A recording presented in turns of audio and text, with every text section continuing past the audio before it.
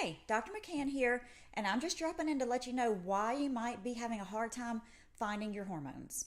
So, in November of 2025, the FDA removed almost all of the black box warnings from hormone replacement, and prescriptions skyrocketed and shortages started.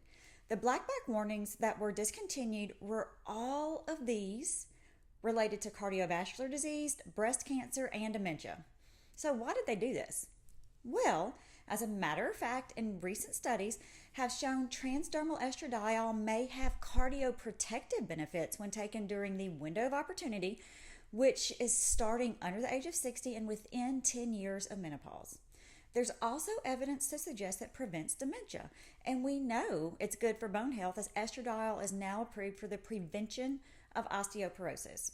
So, more physicians started prescribing hormones, and now these pharmacies are having a hard time keeping up.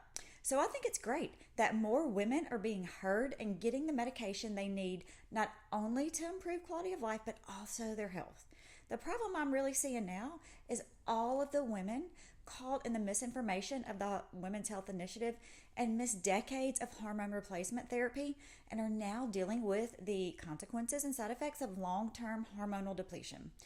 So, what can you do if your pharmacy can't get your estrogen?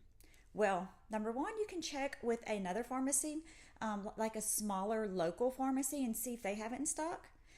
Number two, you might have to temporarily change formulations if you still don't have any luck, you can try a compounded version until your normal prescription becomes available again.